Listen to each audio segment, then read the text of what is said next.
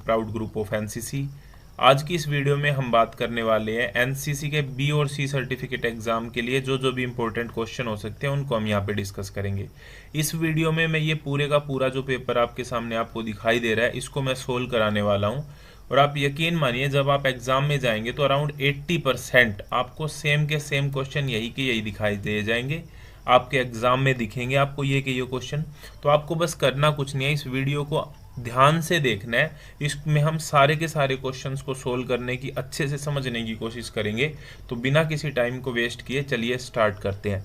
सबसे पहले ये फिल इन दी ब्लैंक्स हैं, खालिस्तान भरने हैं। सबसे पहला क्वेश्चन है कि जब हम ड्रिल पर जाते हैं तो उस टाइम पे वर्दी ना तो ज़्यादा ढीली होनी चाहिए और ना ही फिर क्या होनी चाहिए, टाइट होनी चाहिए। तो पहले वाले का आंसर ना ढीली होनी चाहिए और ना ही टाइट होनी चाहिए। दूसरा, एंगल फॉर्म्ड ऑन सावधान पोजीशन। सावधान पोजीशन में एंगल जो बनता है वो कितने डिग्री का बनता है, 30 डिग्री का। ये क्वेश्चन बहुत ज़्यादा इंपॉर्टेंट है कि टो के बीच में एंगल जो सावधान पोजीशन में 30 डिग्री का बनता है। In drill there are 3 types of salute. Drill के अंदर कितने प्रकार के सलूट होते हैं, 3 प्रकार के सलूट होते हैं। और ड्रिल कितने प्रकार की होती है, ड्रिल 2 प्रकार की होती है। ठीक है। The order of a thumb given to at left foot.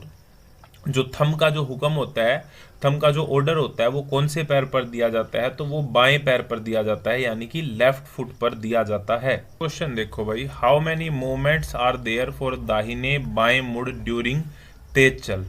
तेज चल में दाएं बाएं मुड़ने की कितनी हरकतें होती हैं, तो वो 4 होती हैं भाई, 4 मूवमेंट होती हैं। क्वेश्चन, सलामी शस्त्र और बगल शस्त्र कौन कौन से रैंक को दिया जाता है, तो सलामी शस्त्र मेजर रैंक और मेजर से ऊपर की रैंक को, और नायब सूबेदार से लेकर कैप्टन रेंज तक को बगल सैल्यूट दिया जाता है।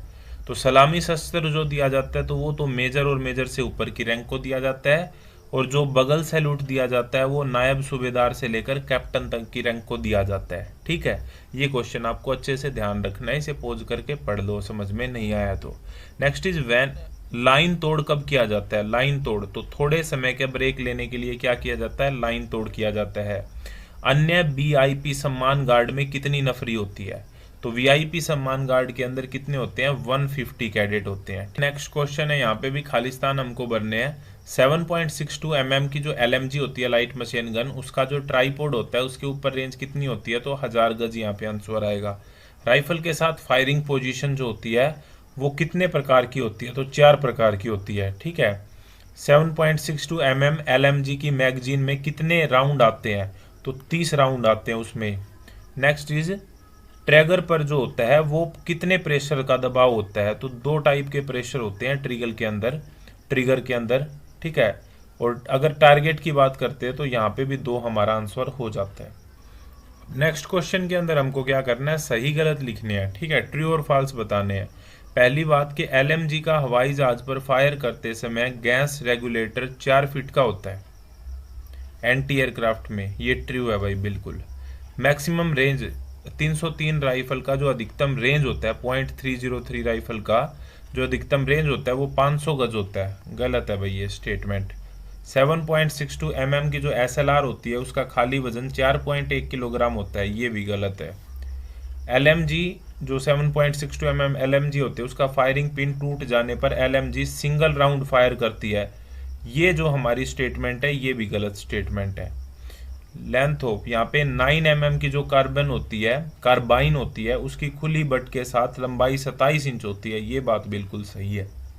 क्वेश्चन देखो भाई, what are the cause factor against the national integration, कि नेशनल इंटीग्रेशन जो हमारी राष्ट्रीय एकता है उसके खिलाफ कौन कौन से फैक्टर हैं जो राष्ट्रीय एकता को होने नहीं देते अच्छे से, तो वे कौन कौन से फैक्टर हैं। पहली बात तो सांप्रदायिकता, दूसरी भाषावाद, तीसरी क्षेत्रीयता की भावना, चौथा जातिवाद, पांचवा राजनीतिक दल, छठा आर्थिक समानता और सातवां विदेशी तत्व। तो ये टाइप आप लिख के आ सकते हैं, ये कई बार क्वेश्चन आ सकता है, अब भी आपके एग्जाम में आने के पूरे चांस है। नेशनल इंटीग्रेशन का क्या मतलब होता है, राष्ट्रीय एकता से आप क्या समझते हैं। राष्ट्रीय एकता मतलब देश को जोड़ना। राष्ट्रीय एकता एक मनोभाव होता है जिसमें निष्ठा, एकता और भक्ति की भावना होती है, जिसका मुख्य केंद्र बिंदु राष्ट्र होता है। राष्ट्रीय एकता का मतलब मेनली राष्ट्र से प्यार होता है, इसी को हम क्या कहते हैं, राष्ट्रीय एकता कहते हैं।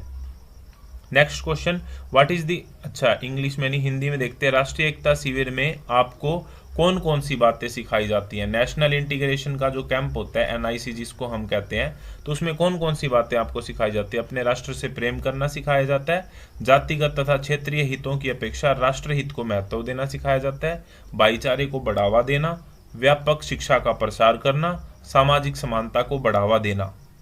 नेक्स्ट जो हमारा क्वेश्चन है, इसके अंदर राष्ट्र निर्माण के प्रमुख आधार लिखो। ठीक है, पहली बात तो भौगोलिक एकता, ऐतिहासिक एकता, राजनैतिक एकता, सामाजिक एकता, धार्मिक एकता, जातीय एकता और राजनैतिक एकता। ये सारी अगर चीजें हैं तो ये नेशन बिल्डिंग का यानी कि राष्ट्र निर्माण का आधार होते हैं। अच्छा भाई, नेक्स्ट क्वेश्चन हमारा निम्नलिखित राष्ट्रीय दिवसों की तारीख के लिखो। टीचर्स डे कब मनाया जाता है? 5 सितंबर को मनाया जाता है। चिल्ड्रंस डे 14 नवंबर को, विजय दिवस 26 जुलाई को, शहीद दिवस 30 जनवरी को, एड्स डे 1 दिसंबर को। क्वेश्चन है, भारतीय नागरिक के कौन कौन से मौलिक अधिकार हैं?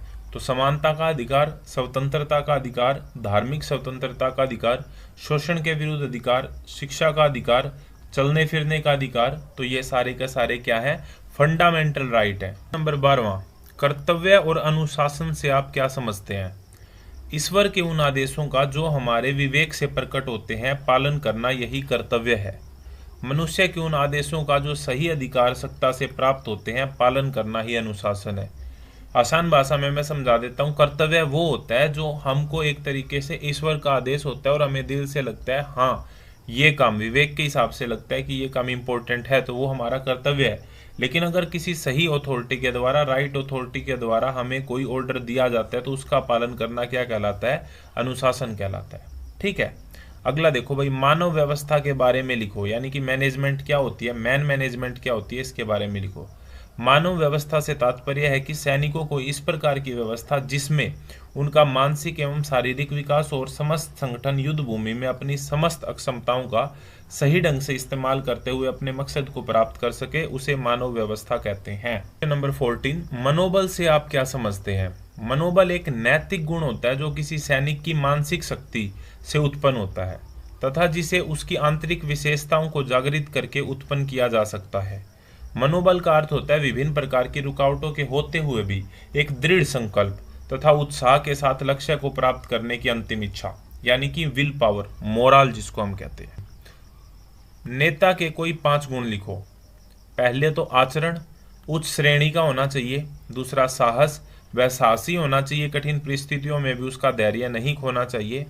सहनशीलता, वह सहनशील होना चाहिए। निर्णयकता, सही निर्णय लेने वाला हो। न्याय, उसे अपनी जनता के साथ साथ न्याय करना आना चाहिए, अर्थात उसका बिल्कुल निष्पक्ष होना चाहिए। 17 है, प्रेरणा से आप क्या समझते हैं? प्रेरणा व्यक्ति की वह अंदर की शक्ति है जो व्यक्ति को कार्य करने की प्रेरणा देती है। प्रेरणा व्यक्ति के व्यवहार में उद्देश्य की दिशा निर्धारित करती है। उसी को हम क्या बोलते हैं? मोटिवेशन बोलते हैं। ठीक है, मोटिवेशन क्या होता है? अंदर से जो हमें ऊर्जा मिलती है किसी काम को करने की, जो प्रेरणा मिलती है उसी को हम मोटिवेशन कहते हैं, उसी को हम क्या बोलते हैं? प्रेरणा बोलते हैं। में क्वेश्चन नंबर 18 में हमको सही गलत बताने हैं। तो पहला, ईमानदारी, साहस, हंसमुख अच्छे लीडर के गुण होते हैं, बिल्कुल होना चाहिए। आत्मविश्वास कैडेट के मनोबल पर विपरीत असर डालता है, नहीं, विपरीत थोड़ी डालता है, अच्छा असर डालता है। निर्णय लेने की क्षमता के नेता की गुणवत्ता नहीं है, नेता का गुण है, ये बात गलत लिख रखी है। नेतृत्व 2 मानव के बीच का संबंध नहीं है, ये भी गलत है। सच्चाई और दृढ़ता कैडेट के मनोबल को ऊंचा रखता है, बिल्कुल सही बात है कि सच्चाई और अगर दृढ़ता होगी तो कैडेट का जो मनोबल है वो ऊंचा रहेगा। Leader and the team both are not important, ये भी गलत है क्योंकि लीडर भी इम्पोर्टेंट है और टीम भी इम्पोर्टेंट है। हिंदी वालों के लिए नेता और उसकी टीम इम्पोर्टेंट नहीं है क्या? ये गलत है, इम्पोर्टेंट तो होता है। तो सम्मान और वफादारी एक नेता द्वारा नहीं अपनाया जाता, गलत है, ये अपनाया जाता है। एक नेता की अक्षमता कैडेट को अपने आदेश स्पष्ट रूप से नहीं समझा सका, तो ये क्या चीज है? Ability of a leader not clearly explain his order to a cadet, ये गलत है बात। क्योंकि एबिलिटी क्या होती है? कोई भी अगर कैडेट है, कोई भी अगर लीडर है, नेता है, तो वो अपने कैडेट को अच्छे से समझा पाए, ये उसकी एबिलिटी होनी चाहिए। लेकिन अगर नहीं समझा सकता तो ये एबिलिटी नहीं है। नेता उसके अधीन व्यक्तियों के बीच जिम्मेदारी की भावना का विकास करने के लिए जिम्मेदार है, बिल्कुल सही बात है। नेता का यही काम होता है कि बाकी लोगों के बीच में वो जिम्मेदारी की भावना को पैदा कर सके। आत्मविश्वास नेता का गुण नहीं है, ये गलत है, गुण है। नेतृत्व, मनोबल, लगाव, अनुशासन और दक्षता नेतृत्व के मुख्य लक्षण नहीं है, हैं, तो ये भी गलत है, क्योंकि ये सारे के सारे लक्षण हैं और इन्होंने क्या रखा है कि नहीं है। लीडरशिप ट्रेनिंग कैंप नेतृत्व के विकास के लिए चलाया जाता है, बिल्कुल सही बात है। एक लीडर को शारीरिक और मानसिक तौर पर मजबूत होना जरूरी है, बिल्कुल होना चाहिए, सही बात है। एक लीडर होने के नाते अधीनस्थ को एक टीम के तौर पर ट्रेनिंग दे, बिल्कुल सही बात है। जो भी अंडर है उसको एक ट्रेनिंग टीम के तौर पे उसको ट्रेनिंग दे, बिल्कुल सही बात है। एक लीडर होने के नाते उदाहरण है, as a leader you should set a example, बिल्कुल सही बात है। लीडर होने का ये मतलब नहीं होता कि हम ऑर्डर चलाएं, लीडर होने का ये मतलब होता है कि हम अच्छा करें ताकि हमको देख के और अच्छा कर सके, हम एग्जाम्पल सेट करें। नंबर 19, प्राकृतिक आपदा से आप क्या समझते हैं? एनसीसी कैडेट किस प्रकार सिविल अधिकारियों की मदद कर सकते हैं? ऐसी मुसीबतें जो मनुष्य के कंट्रोल में नहीं है, अचानक आ जाने को प्राकृतिक आपदा कहते हैं, जैसे भूकंप, बाढ़, वनों की आग, पहाड़ों का टूटकर गिरना, ज्वालामुखी का फटना आदि। इस प्रकार की आपदा में एनसीसी कैडेट घायलों को अस्पताल पहुंचाकर वनों की आग बुझाने में, भूकंप के दबे हुए नागरिकों को निकालने और फैली हुई बीमारियों को रोकने में सिविल अधिकारियों की सहायता कर सकते हैं। क्वेश्चन नंबर 20, एनसीसी कैडेट होने के नाते आप बाढ़ में क्या मदद कर सकते हैं? लोगों को सुरक्षित जगहों पर पहुंचा सकते हैं, पीड़ितों को जल्दी से जल्दी अस्पताल पहुंचा सकते हैं, उनके सामान की रक्षा कर सकते हैं, नावों का इंतजाम कर सकते हैं ताकि बाहर निकाल सकें जो भी लोग वहाँ पे फंसे हुए हैं उनको, और भी बहुत सारी आप मदद कर सकते हैं। खाने की चीज़ें वहाँ पे पहुँचा सकते हैं, दवाइयाँ पहुँचा सकते हैं लोगों के लिए।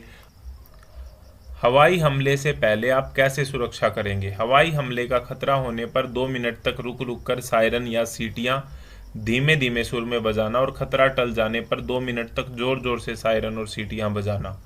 बचाव की तैयारी, जहां पर हवाई हमले का ज्यादा खतरा हो वहां पर 8 फीट व 4 फीट गहरा गड्ढा खोदें। मकान के सबसे नीचे वाली मंजिल में किसी भीतरी कमरे को शरण स्थल बनाएं। दरवाजे और खिड़कियां बंद रखें और कांच के ऊपर पेपर या कागज चिपकाएं और खाने पीने व प्रथम उपचार का सामान इकट्ठा करके रखें। मैं क्वेश्चन नंबर 22 यहाँ पे लिख देता हूँ, वो ऊपर चला गया। क्वेश्चन नंबर 22 है कि समाज सेवा से कैडेट को क्या लाभ होता है? ठीक है, ये क्वेश्चन है कि समाज सेवा से कैडेट को क्या लाभ होता है। कैडेट के हृदय में परोपकार, त्याग, उदारता, दया, उज्जवल भावनाओं का विकास होता है। कैडेट्स का नैतिक स्तर, भ्रातृत्व की भावना और नेतृत्व के गुणों का विकास होता है। तो ये फायदा होता है किस चीज से? समाज सेवा से। क्वेश्चन नंबर 23, देश में चलाए जा रहे पल्स पोलियो प्रोग्राम में एनसीसी कैडेट्स किस प्रकार अपना योगदान दे सकते हैं? पल्स पोलियो प्रोग्राम में एनसीसी कैडेट निम्न प्रकार से अपना योगदान दे सकते हैं। रैली निकालकर जनता में पोलियो के प्रति जनता को जागृति पैदा करके, पोलियो बूथ में डॉक्टर की सहायता करके, पोलियो बूथ से आई हुई भीड़ को नियंत्रित करके, मरीज बच्चों को नज़दीकी पोलियो बूथ पर ले जाकर दवाई पिलाकर और अशिक्षित लोगों को पोलियो के विषय में जानकारी देकर। क्वेश्चन नंबर 24, एचआईवी से बचाव के उपाय लिखो। सबसे पहला, वेश्याओं या एक से अधिक स्त्रियों से शारीरिक संबंध न बनाएं। संभोग के समय अच्छी कंपनी के कंडोम का प्रयोग करें। इस्तेमाल किए हुए सुई का इस्तेमाल ना करें। एड्स से पीड़ित स्त्री को गर्भवती न होने देना। रक्त लेने से पहले रक्त की जांच करवाना। अगर आप इन चीज़ों को फॉलो करते हैं तो एचआईवी से बचाव हो सकता है। क्वेश्चन नंबर 25, सामाजिक सेवा के उद्देश्य क्या हैं? कैडेट्स में निस्वार्थ भाव से रचनात्मक कार्यों के प्रति रुचि उत्पन्न करना। कैडेट्स में परस्पर सहयोग की भावना को बढ़ाना। कैडेट्स को शर्म की प्रतिष्ठा की शिक्षा देना, कि शर्म यहाँ पे ये वाला है, ठीक है, काम की। कैडेट्स में सहयोग की भावना पैदा करना, सहयोग की भावना पैदा करना, कोऑपरेशन पैदा करना और संगठित कार्य से नेतृत्व पैदा करना। अब यहाँ पे कुछ इंपॉर्टेंट फुल फॉर्म है क्वेश्चन नंबर 26 में जो आपको बतानी है। वैसे मैंने फुल फॉर्म के ऊपर चैनल पे 2 वीडियो में ऑलरेडी बना चुका हूँ जिसमें मैंने बहुत सारी फुल फॉर्म कवर की हैं जो आपके एग्जाम में आ सकती हैं। तो पहले इनको देखते हैं। एड्स की full form acquired immuno deficiency syndrome, HIV की human immuno virus, NGO non government organisation, DRDO defence research and development organisation, CMG carbine, machine, gun. Number 27, जल को प्रदूषित होने से रोकने के लिए क्या क्या उपाय करोगे? पहला तो हैंडपंप से पीने के लिए ही पानी का प्रयोग करें, पंप के नजदीक कपड़े न धोएं और स्नान न करें। ठीक है। दूसरा, कुओं के चारों ओर चबूतरा बनाएं तथा ऊपर छत डालें। ठीक है। तीसरा, कुओं के बीच में गंदे बर्तन ना डालें। चौथा, पानी वाले बर्तनों को अच्छी तरह साफ व ढककर ही रखें। नेक्स्ट, गंदे हाथों से पानी न निकालें। नेक्स्ट, हैंडपंप व पीने के पानी के स्रोतों के पास किसी भी प्रकार की गंदगी ना फैलाएं। जहां तक हो सके पानी को उबालकर ठंडा होने के बाद छानकर उपयोग करें तथा कुओं में ब्लीचिंग पाउडर डालें, जिससे पानी के अंदर जो हानिकारक कीटाणु है वो मर जाए। तो इन तरीकों का प्रयोग करके हम पानी को स्वस्थ रख सकते हैं या पानी को प्रदूषित होने से बचा सकते हैं। नंबर 28, हाइजीन शब्द का प्रयोग किस संदर्भ में किया जाता है? पर्सनल हाइजीन से आप क्या समझते हैं? देखो, हाइजीन शब्द का प्रयोग बीमारियों से बचने का एक बड़ा उपाय है। पर्सनल हाइजीन का मतलब होता है खुद की सफाई का ध्यान रखना, जो कि जवान की सेहत के साथ ताल्लुक रखती है। क्वेश्चन नंबर 29, कैंप में सफाई हेतु क्या क्या बंदोबस्त करेंगे? पहला तो कैंप के पूरे इलाके की सफाई करेंगे। दूसरा, रसोई घर की साफ सफाई रखेंगे। तीसरा, कोई भी जानवर है ना उसको अंदर नहीं आने देंगे। नेक्स्ट, गंदा पानी एकत्रित नहीं होने देना। अगला है हर सप्ताह में DDT का छिड़काव करना। नेक्स्ट, बचे हुए खाने को गड्ढे में दबा देना। नेक्स्ट, नहाने की जगह को साफ रखना। और उससे अगला है शौचालयों की नियमित सफाई करवाना। अगर आप इन चीज़ों का ध्यान रख सकते हैं तो आप कैंप में सफाई रखेंगे। ये कैंप में सफाई का जो बंदोबस्त है उसको रखने के सारे तरीके हैं। क्वेश्चन नंबर 30, भोजन के मुख्य तत्व लिखो। तो भोजन के मुख्य तत्व निम्नलिखित हैं।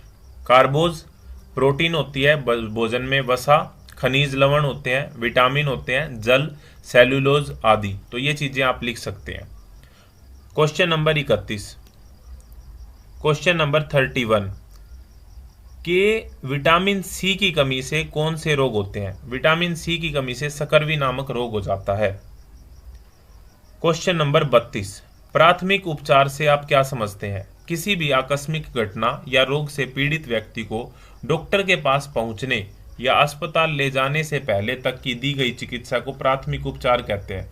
देखो, किसी को भी कोई तकलीफ होगी, अब जब तक डॉक्टर नहीं होता, जब तक जो उसे उपचार दिया जाता है ना, उसी चीज को हम क्या कहते हैं? प्राथमिक उपचार कहते हैं। इंग्लिश के अंदर उसी चीज को हम फर्स्ट एड कहते हैं। 33, साइकिल एक्सपीडिशन की निम्नलिखित उद्देश्य क्या हो सकते हैं? तो जो साइकिल एक्सपीडिशन है उसके जो उद्देश्य हैं उनको यहाँ पे लिखना है। पहला, जनता में किसी विषय पर जागृति पैदा करना। दूसरा, कैडेट्स में आत्मविश्वास को विकसित करना। तीसरा, नेतृत्व, भाईचारा जैसी भावनाओं का विकास करना। चौथा, जोखिम उठाने की अक्षमता का विकास करना। पांचवा, धार्मिक, ऐतिहासिक तथा पर्यटक स्थलों को देखने के लिए। तो क्वेश्चन नंबर 34, एनसीसी कैडेटों को मुख्यतः कौन कौन से साहसिक प्रशिक्षण दिए जाते हैं? पहला तो पैदल यात्रा। दूसरा, साइकिल मोटरसाइकिल अभियान। तीसरा, पर्वतारोहण। चौथा, चट्टानों पर चढ़ना, adventure course. Next is parasailing, फिर पैरा जंपिंग, पैरास्लिदरिंग, सेलिंग, पैरासेलिंग अभियान, नौकायान अभियान और गोताखोरी अभियान। तो ये सारे के सारे साहसिक प्रशिक्षण है जो एनसीसी के कैडेट्सों को दिए जाते हैं। क्वेश्चन नंबर 35, साहसिक शिक्षा का उद्देश्य क्या है? एडवेंचर ट्रेनिंग जो होती है उसका एम क्या होता है? पहली बात, साहसिक क्रियाकलाप के प्रति जागृति पैदा करना, कैडेट्स में साहसिक प्रशिक्षण के प्रति आत्मविश्वास पैदा करना, कैडेट्स में साहस तथा सहयोग की भावना का विकास करना, कैडेट्स में लक्ष्य प्राप्त करने हेतु जोखिम उठाने की अक्षमता का विकास करना और कैडेट्स में नेतृत्व के गुणों का विकास करना।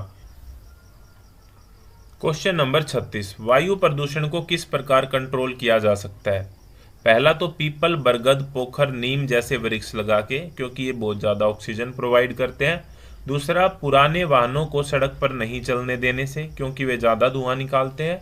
सड़कों पर चलने वाली गाड़ियों की नियमित जांच होनी चाहिए कि वे प्रॉपर काम कर रही है या नहीं कर रही। अगर हम इन चीजों का ध्यान रखते हैं तो हम एयर पोल्यूशन को कम कर सकते हैं, यानी कि वायु प्रदूषण को कम कर सकते हैं।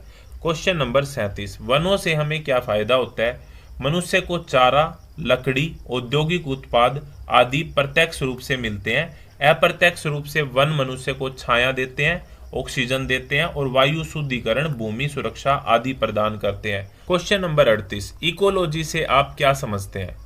विज्ञान की वह शाखा जिसमें जीव, उसके वातावरण के पारस्परिक संबंधों को अध्ययन किया जाता है उसे ही हम क्या कहते हैं? इकोलॉजी कहते हैं। इकोलॉजी को हिंदी में कहते हैं पारिस्थितिकी तंत्र। ठीक है, अच्छा भाई। क्वेश्चन नंबर 39, भूमि कटाव को रोकने के उपाय लिखो। पेड़ पौधों को न काटा जाए, अधिक से अधिक पेड़ों पौधों को लगाया जाए, नदी नालों के किनारों पर बांध बनाए जाएं तथा उनके किनारों पर पेड़ पौधों लगाए जाएं जिससे कि पानी का कटाव न हो। 40, एनसीसी कैडेट्स को दिए जाने वाले ऑब्स्टेकल प्रशिक्षण में से किन्हीं 5 ऑब्स्टेकल के नाम लिखो। ऑब्स्टेकल होती है बाधा, तो 5 बाधाओं के नाम लिखने। किस प्रकार की बाधा होती है? हिंदी में भी इनको यही कहते हैं। तो स्ट्रेट बैलेंस होता है, सीधा balance, clear jump, zigzag balance, high wall यानी कि एक ऊंची दीवार, डबल डिच यानी कि डबल गड्ढा, right hand vault, left hand vault, gate vault और रैम्प पंप। ये कुछ बाधाएं होती हैं जो बाधा दौड़ के दौरान यानी कि ऑब्स्टेकल ट्रेनिंग के दौरान, ओटी जिसको हम कहते हैं, ओटी के दौरान एनसीसी के कैडेट्स को दी जाती है। क्वेश्चन है आपके एग्जाम का क्वेश्चन नंबर 41, भारतीय सेना को कितने भागों में बांटा गया है?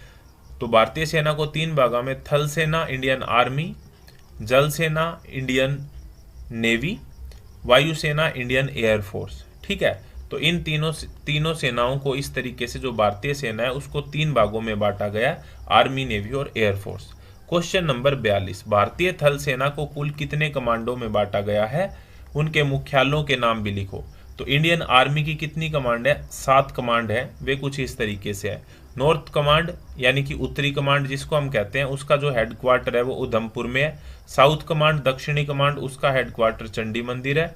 सेंट्रल कमांड, उसका जो मुख्यालय है वो लखनऊ में है। दक्षिण पश्चिम कमांड, साउथ वेस्ट कमांड जिसको हम कहते हैं, उसका जयपुर में है। पूर्वी कमांड कलकत्ता में है। पश्चिमी कमांड पूना में है। और ट्रेनिंग कमांड एक अलग से है, उसका जो हेडक्वार्टर है, मुख्यालय, वो है महू में।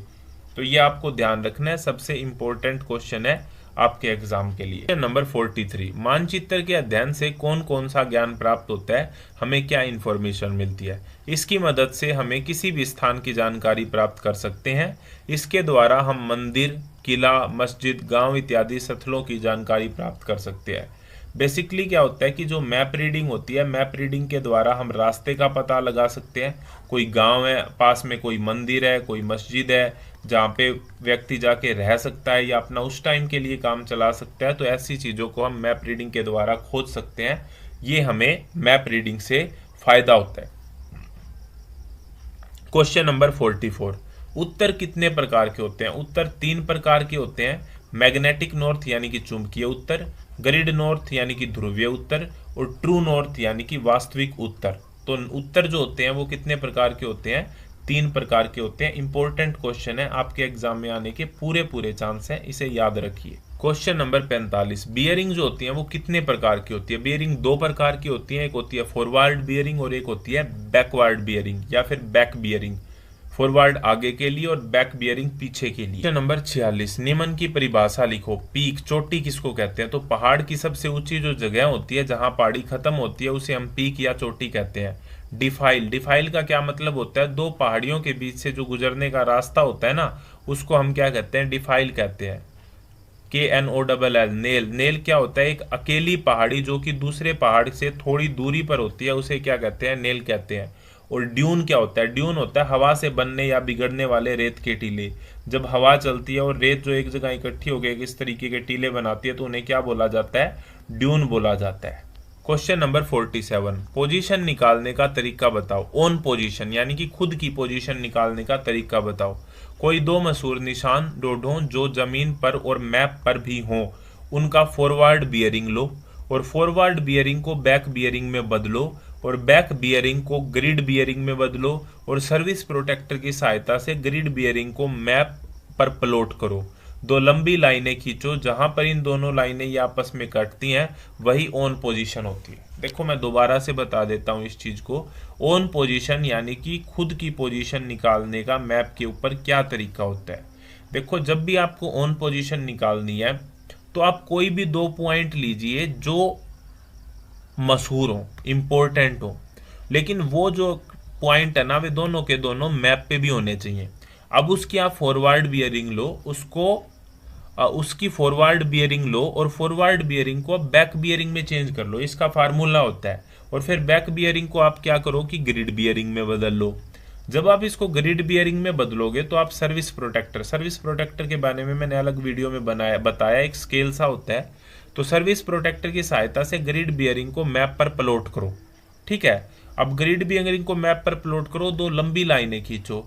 अब जो दो लंबी लाइनें मान लो एक इधर से आ रही है और एक इधर से आ रही है, ये जहां पे मिलेंगी ना, जहां पे ये लाइनें मिलेंगी वही क्या होगी, आपकी ओन पोजीशन होगी, आपकी खुद की पोजीशन होगी। तो ये इसका तरीका है। नंबर 48, फासला जो होता है वो असल से ज्यादा कब दिखाई देता है? When do you find distance more than actual? कि जो डिस्टेंस है, जो दूरी है, वो वास्तव में जितनी है उससे ज्यादा कब दिखाई देती है? तो उसके कुछ कारण हो सकते हैं। पहला, कम प्रकाश का होना, अगर प्रकाश कम है तो देखने वाले की आंख के सामने सूर्य को होना, इसके कारण भी हो सकता है। घाटी से होकर देखना, बीच में कोई घाटी है उसके लिए भी हो सकता है। और बीच में दबी हुई अगर कोई जमीन है तो उसके लिए भी हो सकता है कि जो फासला होता है ना वो when do you find distance more than actual, तो हमको एक्चुअल डिस्टेंस से वो ज्यादा दिखाई देती है। नंबर 49, सेक्शन फॉर्मेशन कितने प्रकार के होते हैं? सेक्शन फॉर्मेशन जो होते हैं वो 6 प्रकार के होते हैं। कौन कौन से है? पहला है सिंगल फाइल फॉर्मेशन, दूसरा फाइल फॉर्मेशन, फिर एरो हेड फॉर्मेशन, फिर डायमंड फॉर्मेशन, फिर स्फीयर हेड फॉर्मेशन और फिर एक्सटेंडेड फॉर्मेशन। तो ये कुछ टाइप होते हैं, 6 टाइप की। ये किसके टाइप होते हैं? सेक्शन फॉर्मेशन के टाइप होते हैं। ये आपको अच्छे से याद करने हैं।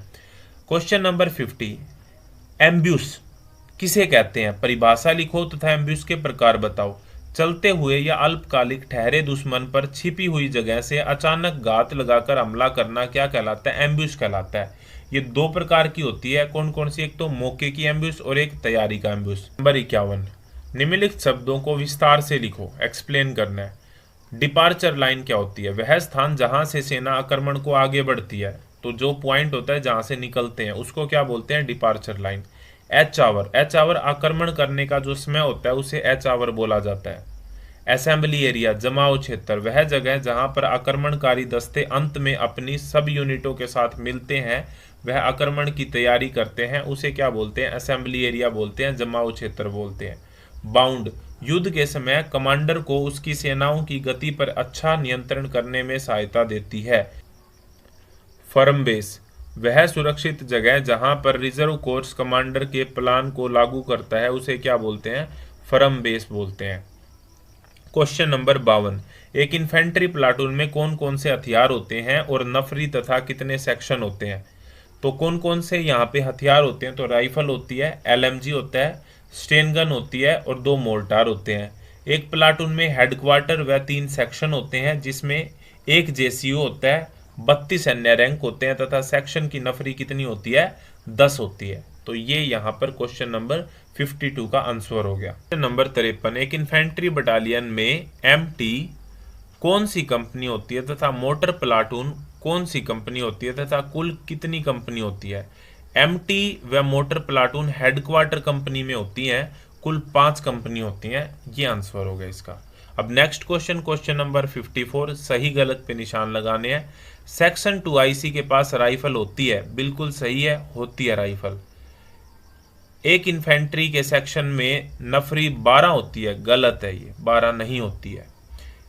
एक सेक्शन में 12 हैंड ग्रेनेड होते हैं, गलत है, 12 हैंड ग्रेनेड नहीं होते हैं। एक LMG का फर्स्ट लाइन कम्युनिकेशन 1200 राउंड का होता है, बिल्कुल सही। एक सेक्शन कमांडर नायक होता है, ये बिल्कुल गलत। Question number 55, national defence academy NDA कहाँ पे है? खड़गवासला में, खड़गवासला पुणे में, ठीक है, Pune Maharashtra. Armed force medical college यानी कि वो कहाँ पर है? तो वो पुणे में स्थित है। इंडियन मिलिट्री एकेडमी IMA कहाँ पर है? IMA है देहरादून में। WOTA women officer training academy, ये कहाँ पर है? ग्वालियर में स्थित है। आर्मी एजुकेशन ट्रेनिंग कॉलेज, ये कहाँ पर स्थित है? पंचमढ़ी में स्थित है। पंचमढ़ी कहाँ पर पड़ता है? मध्य प्रदेश। नंबर 56, सेक्शन में कितने प्रकार के वेपन होते हैं? तो सेक्शन में जो वेपन होते हैं वो 6 प्रकार के होते हैं, ठीक है, जिसमें पहले नंबर पे राइफल, दूसरा कार्बाइन, तीसरा पिस्तौल, चौथा 84 RL, और पांचवा LMG होता है। ठीक है, यहाँ पे 5 के नाम दे रखे हैं। टोटल यहाँ पे कितने प्रकार के होते हैं? 6 प्रकार के होते हैं। कारगिल युद्ध के बारे में आप क्या जानते हैं? संक्षिप्त में लिखो। यह एक ऐसा युद्ध था जिसमें दुश्मन पहले से ही पक्का डिफेंस लेकर अपने एरिया में बैठ गया था, जिसको हमारी सेना ने पता लगाकर पीछे खदेड़ा था। ठीक है, आपको कमेंट बॉक्स में बताना है कि कारगिल वॉर कौन से ईयर में हुआ था। एक इन्फेंट्री प्लाटून में कितने सेक्शन होते हैं? एक इन्फेंट्री प्लाटून में 3 सेक्शन होते हैं और एक प्लाटून हेडक्वार्टर होता है। तो ये थे टोटल 58 क्वेश्चन, जो कि आपके आने वाले एग्जाम के लिए बहुत ज़्यादा इंपॉर्टेंट है। आई होप ये वीडियो आपको अच्छी लगी होगी। इस तरह की और वीडियो के लिए जुड़े रहिए proud group of NCC channel के साथ। इस तरह की पहले भी मैंने वीडियो बनाई है और भी मैं बनाता रहूँगा। तो बस अपना प्यार बनाए रखिए।